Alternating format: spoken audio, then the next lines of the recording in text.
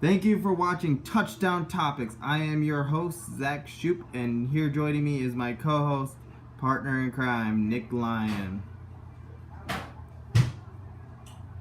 y'all, I'm Nick Lyon. Just thought I'd tell a little bit about myself. I am a Patriots fan, and I love football because all the fast-paced action that happens, the high-scoring games, heck, even the really great comebacks that you can see in championship games. I grew up in a basketball family, but I love football, and I just wanted to share my love of football with you guys. Alright, and just a heads up, Nick Lyon is not here in person due to the fact that he lives in another state, but he will be joining us through a phone call. So hopefully you guys can hear him well. Until we can get some better technology, this is all we can do right now. A little bit now my turn to give a little bit about myself. My name is Zach Troop, as previously said, and I am a Green Bay Packers fan. I have played football, played safety, practiced at running back, and I love football. I'm the only sports person in my family, and I just love football. But we got some interesting topics to talk about today, so let's get this started. Topic number one. Yesterday, the Ravens waived quarterback Dustin Vaughn and signed journeyman quarterback Thad Lewis. But they were considering signing Kaepernick. But what happened? Why'd they go with Thad Lewis, who hasn't proved anything? While Kaepernick has proven to be an NFL quarterback, proven that he can throw in the pocket, and proven to take a team to a championship. Why not? Why won't teams take a chance on him? In my opinion, I think it's because the negative spotlight that he brings does not justify the production that he has had the past few years.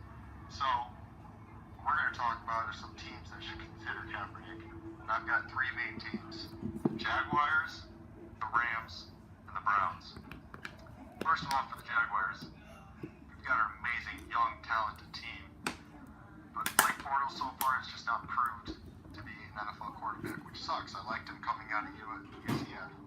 But, things happen. Sometimes it just doesn't work out. I want to give him another year to prove himself, but right now, Kaepernick needs a job. The Jaguars need some life and offense, and maybe Kaepernick can provide that for him. The Rams. I say the Rams because, yes, they have Jared Goff. They think they have the future, but you never know. I say bring him in. Let him compete. You never know what could happen. Even if Jared Goff plays well and Kaepernick plays well, now you're in a good position because you have two great quarterbacks to choose from. And lastly, the Browns. Quarterback death place. That's what most people call it, where all quarterbacks go to die. You never know what could happen. You've got Hugh Jackson there, who's a quarterback whisperer. You've got a team who desperately needs a quarterback. They've got three young guys on their team right now, which with Brock Osweiler, he only throws interceptions and overthrows people all the time. Cody Kessler, he's so far just proven to get injured. When he has played, he's played fairly decent. And Deshaun Kaiser, who you just never know. He's a rookie. You never know what will happen. Those are my three teams. Zach, what are your opinions? Well, as much as those three could benefit having Kaepernick on the team, I have to disagree with you completely. Because for one, each team has a quarterback. They're given a chance. Now, while they could sign Kaepernick as a backup plan, it's no guarantee. I have one team that needs to sign Kaepernick, and it's a team that loves the drama, and which Kaepernick has created a lot of attention for himself. This team loves attention, and that is the New York Jets. Look at what quarterbacks they have on their roster. You have Bryce Petty. He hasn't done anything successful. He wasn't very good last year. Josh McCown, he's a good backup, but he's a journeyman quarterback who's almost 40 years old. I believe he's 39. He's hitting that rock wall that a lot of quarterbacks hit. And he was just a journeyman. If Peyton Manning's bad around that age, I hate to see what Josh McCown's like. And then finally, you have Christian Hackenberg, and the Jets don't even trust him. They didn't let him start at all last year. And what makes you think they're going to trust him now? But if they had Kaepernick, sign him to a 1-year deal, prove it deal, then if you that high draft pick you're gonna have because you're rebuilding, you don't have to use it on the quarterback. You can use it on the many other positions you need. But if you don't sign Kaepernick, then you're forcing yourself to draft a quarterback because you don't like the other ones. Sign Kaepernick if you want to keep your job, Todd Bowles. I wish I could argue with on that, but I mean, that you brought up some excellent points with that, but I just don't see the Jets doing it. The Jets, yes, they love drama, but not in the way that Kaepernick can bring drama, and I just don't see them pulling the trigger. So. All right. If you agree or disagree with us, please leave a comment and then below. Just keep them respectful. That's all we ask. And give us your opinion, of course, why and what your reasons. All right. Are you watching this? If not, I'm turning it off. Our next topic is teams that are going to make the college football playoffs in the NCAA. Ever since the college football playoffs have been introduced, it's created a lot more excitement in the world of college football and a lot more opportunity for teams to have a chance at the national championship. So here's my 4 teams that will make it. I'm going to start with the obvious that will always make it, and that is Alabama. Till one of the teams in the SEC step up, Alabama will always make it. I mean, they're not going to say that they're going to always win the national championship or always make it to the national championship game, but Nick Saban, he dominates the world of college football. That's pretty much what it is. So he'll be there. My next team, it will be representing the Big Ten in Michigan. Jim over there, he's brought the winning culture to Michigan and has turned around that franchise. And to be honest, I think they would have made the playoffs last year if their quarterback Wilton didn't get hurt. I think this year if he stays healthy, he'll make it. He'll lead them to a college playoff. Then a team from Big 12, Oklahoma. They have looked impressive with their quarterback over there.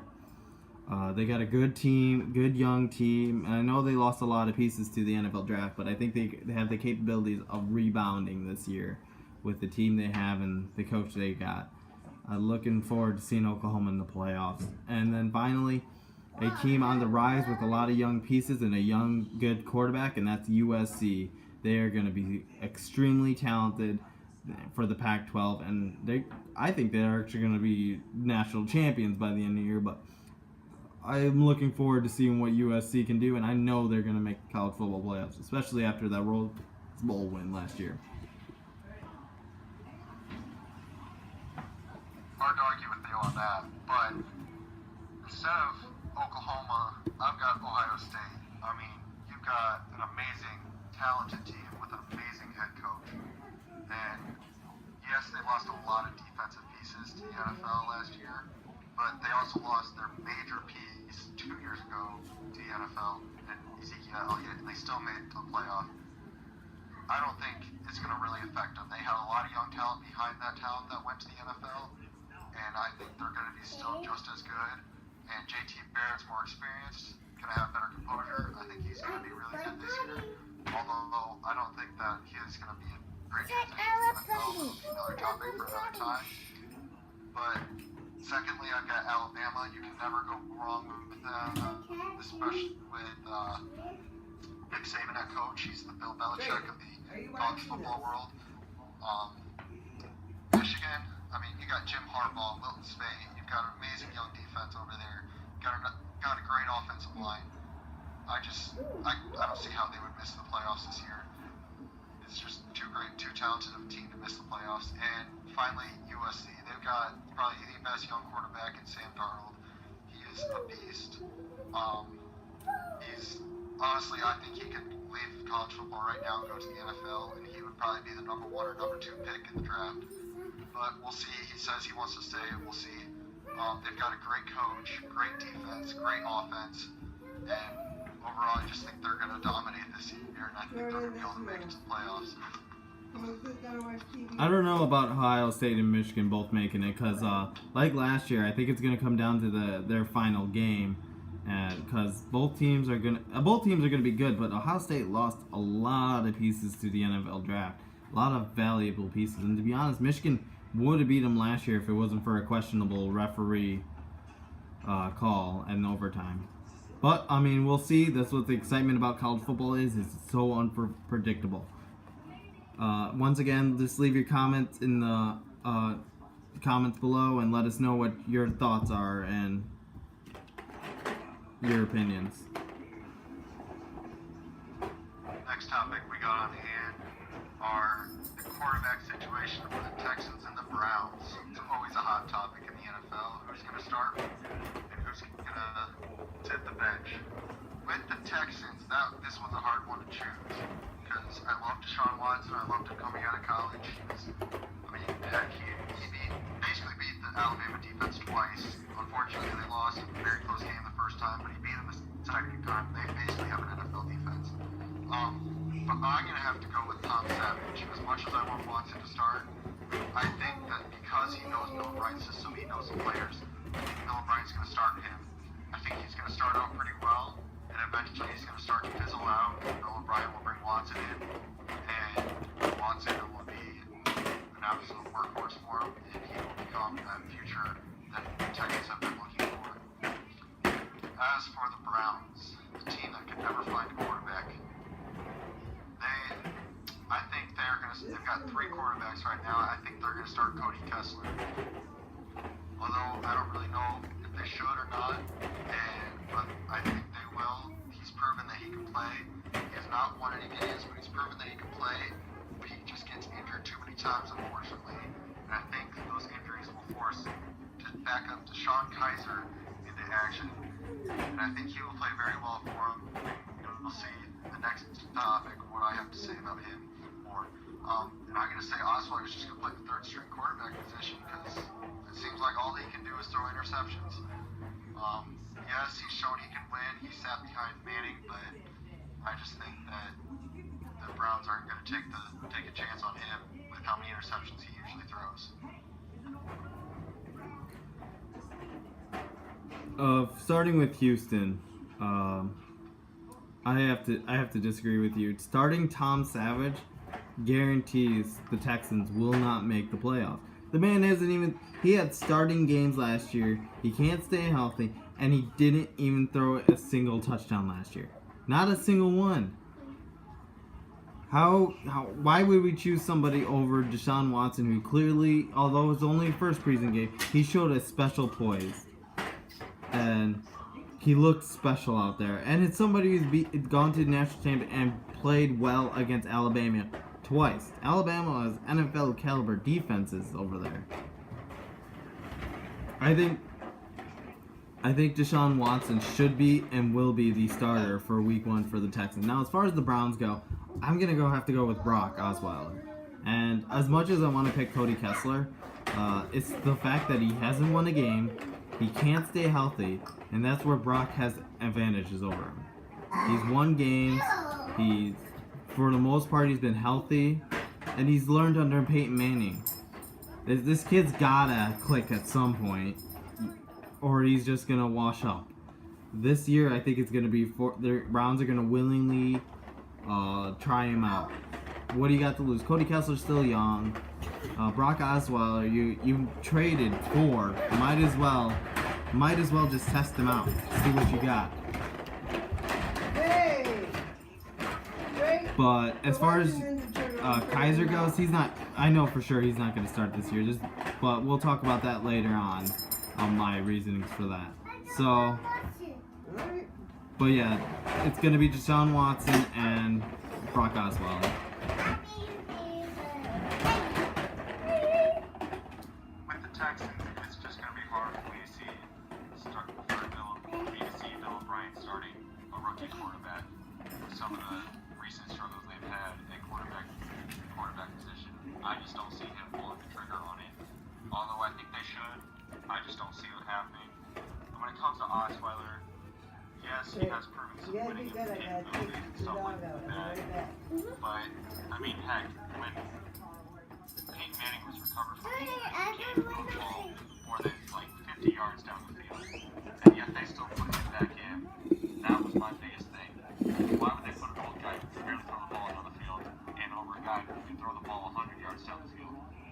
I just don't see the Browns pulling the trigger on Osweiler, who really only traded for him because they got a second-round pick out of it. They were trying to restore up draft picks, and they had the cap space to take over that contract that he had signed.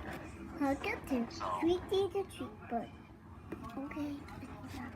I mean, we'll see what happens, but as far as how the Browns starting quarterback goes, that actually brings us into our next question in a way. The Browns' record at the end of the season. Now, obviously, a quarterback's going to have a big impact on that. And I'm going to have to say 5-11. The Browns will end with a 5-11 season, which is a lot better, 4 wins better than last year, that's for sure. But my reasoning is while this team is young, if I'm correct, I believe it is the second youngest team in the NFL right now. That's pretty young. And this team's got talent. It's got talent on defense. It's got talent on offense. It's just the problem is they're young, inexperienced. They have a great coach, but there's only so much you can do. They don't even have a running game. This team is going to be definitely improved, but especially in the division they play, I think the Cincinnati Bengals are going to be good on offense and defense. I think the Steelers are obviously going to be good with Big Ben over there and that high-powered offense and that ever-improving defense. And then the Ravens, while their offense may struggle, their defense is going to be electric. So the Browns, 5-11, maybe one upset in the AFC North, but this year is definitely a year for learning for a potential playoff run in the future. That's great points, but I'm going to go more in a bold prediction route, and I'm going to have them finishing 8-8 with Tony Kessler getting injured and Deshaun Kaiser coming in. When Kaiser comes in, I'm going to say they finish 5-1 under him. And the reason I say that is Kaiser, his first preseason game, I know it's a preseason game, he showed a lot of the same composure I saw under Watson when he played in that Texans game. He was electric. He brought us something that the Browns haven't had in a long time, or ever really. And I see them finishing 8-8. I think they actually will sweep the Bengals in the division because the Bengals are just such an inconsistent team. You never know who's going to show up. You never know if it's going to be the Bengals that can make the playoffs or it's going to be last year's Bengals who can't even make it to the playoffs. You just never know who's going to show up each week. And when it comes to the running game, they don't have the best running game in the world. They've got Isaiah Crowell. No, he's not an Adrian Peterson or anything like that, but he reminds me a lot of the Bear Flying. When you saw him under the right system, he had 18 touchdowns last year. I mean, that was amazing. I mean, Isaiah Crowell, if Hugh Jackson puts in the right system, he can flourish amazingly. And I think Hugh Jackson will find that right system for him.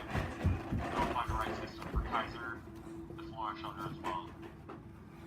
And I know it's a bold prediction with the Browns going 8-8, especially if they went 4-15 last year. But somebody's got to be bold here. I think the Browns can do it. Yeah, you see, though, the thing is the Browns don't need to run Kaiser. They're in a rebuilding phase. It's not like they're going to fire everyone all over again, but it is the Browns, so we can't 100% say that. But it's not there. There's no point in rushing Kaiser. You have 2 quarterbacks that have starting experience. Don't rush them. Let them sit on the bench. That's what they should do, and that's what they will do. That's why they're going to go 5-11. I do think Kaiser is the best quarterback on that roster. I do. But there's no point in rushing. It has worked out many times for quarterbacks to wait. You got that example in New England right now with their backup. And you got that example with Aaron Rodgers. Just wait. Let him sit. If it means going 5-11 over an 8-8, I say that'd be worth it. Because then 1, you get a high draft pick, get another player, and 2, you give time for the kid to learn. Yes, but if you look at the situations that Jimmy Garoppolo and Aaron Rodgers are both in, they learned from 2.